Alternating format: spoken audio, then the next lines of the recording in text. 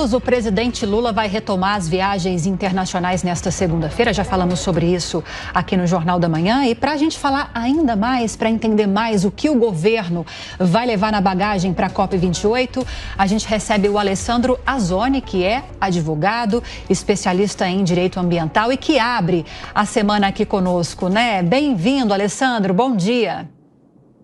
Bom dia, é um prazer sempre estar com vocês. Ainda mais uma semana agora que inicia aí com essas perspectivas agora para a COP, é muito importante. Agora, o Brasil, o governo brasileiro tem potencial para ser o grande protagonista, principalmente em relação à defesa de recursos e projetos para a manutenção de florestas tropicais. Qual deve ser a condução do governo brasileiro para ter destaque nessa área durante a COP28? O Brasil ele teve já um destaque agora, ele foi um dos únicos países que fez as suas determinações nacionais revistas. O resto dos outros países ainda elas têm uma dificuldade maior de refazê-las. Então o Brasil avançou nesse sentido, fez algumas ações fortemente na região da Amazônia, mesmo tentando com garimpo ilegal, então isso repercutiu positivamente. Ainda tem um lado ainda que negativo ainda da recuperação da Amazônia, que eu falo mais para frente, mas o Brasil tem sim algum potencial. Tem o plano, apesar de ser um plano que ainda está no papel, mas é o plano de substituição de matriz energética, que é um projeto de com linhas e com incentivo à indústria praticamente a mudar seus sistemas de energia ou até seus sistemas de produção. Ainda não saiu do papel, mas já está dentro do plano. Do Ministério da Fazenda, inclusive. Agora, o Brasil está indo com a questão, 3 pontos básicos, né? Um deles é a questão da proteção do meio ambiente, mudanças de matrizes energéticas e a recuperação da floresta amazônica. Então, são os 3 pilares. E o Brasil tem esse protagonismo porque o mundo hoje está de olho muito na questão da proteção da Amazônia, por ser o último berço, praticamente, de floresta, assim, de uma faixa tão grande que acaba pegando quase uma parte do continente, pegando Bolívia, pegando Colômbia, pegando o Brasil em si, tem uma grande parte de floresta que tem que ser recuperada. Então o Brasil sai com esse protagonismo mais forte agora. Alessandro, o Brasil reclama de falta de dinheiro, apesar das promessas de países europeus, especialmente, norte-americanos também, para o Fundo Amazônia. Faz sentido essa queixa? O Brasil quer se aliar a outros países com largo território de floresta tropical para cobrar dinheiro desses países. Existe alguma perspectiva de que cheguem a um acordo? Essa é até uma questão do resultado da COP27.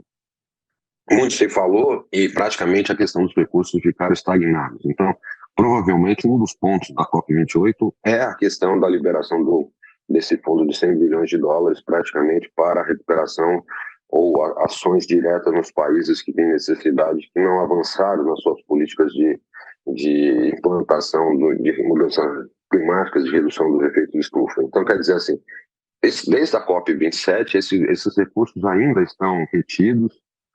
Eu acho que tem um ponto nisso.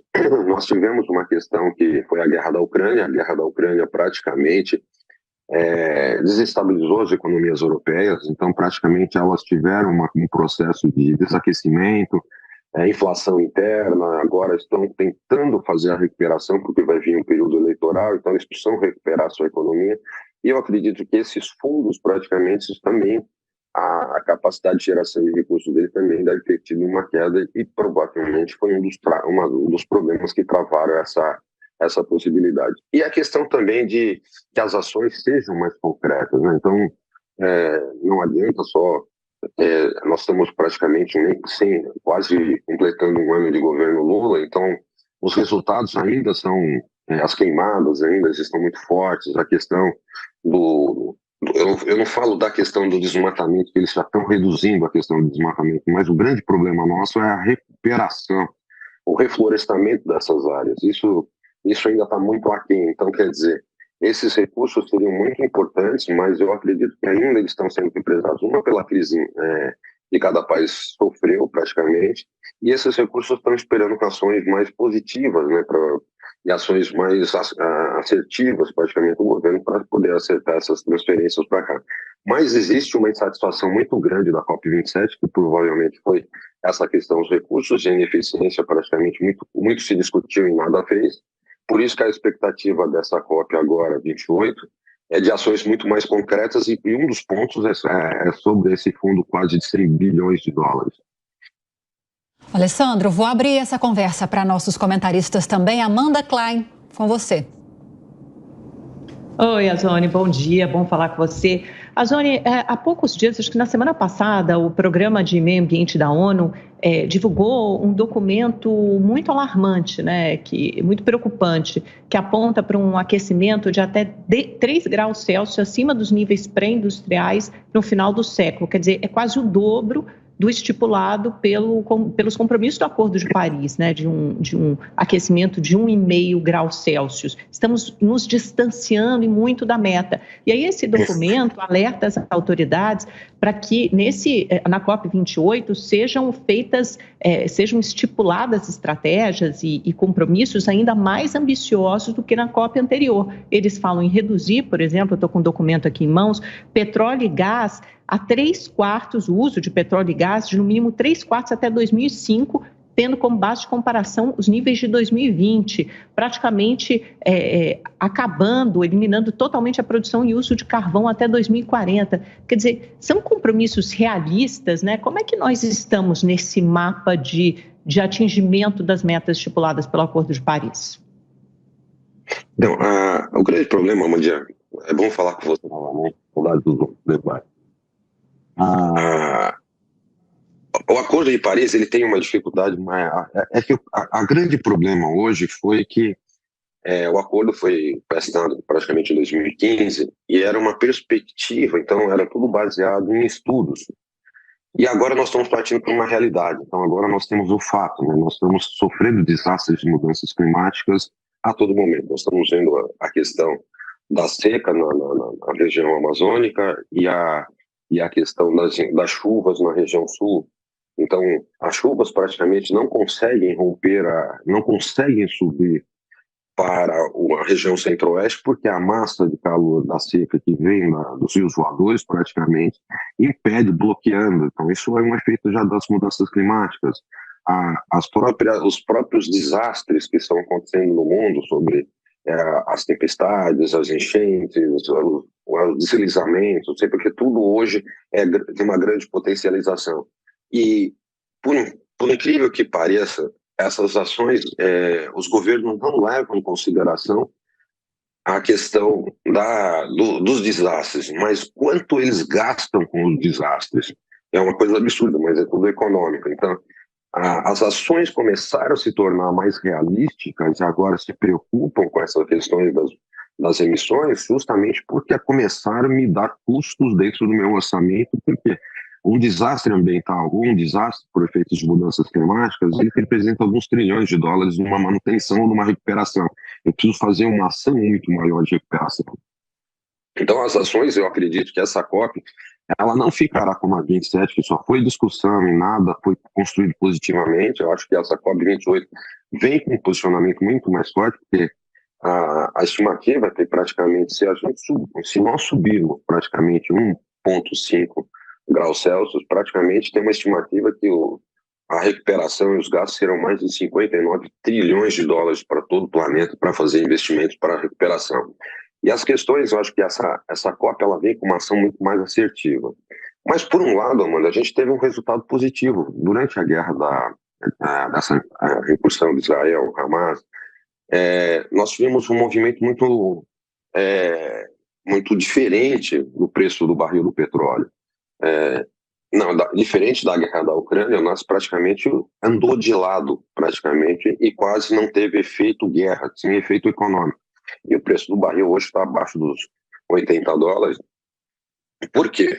Porque a China, praticamente, ela implantou um projeto de mudança de matriz energética, então está fazendo substituição por carros elétricos, está com uma redução da expectativa do seu PIB, então praticamente deixou de demandar. Os países europeus estão com novas políticas de implantação para redução emissão de carbono, já com implantação dos carros elétricos.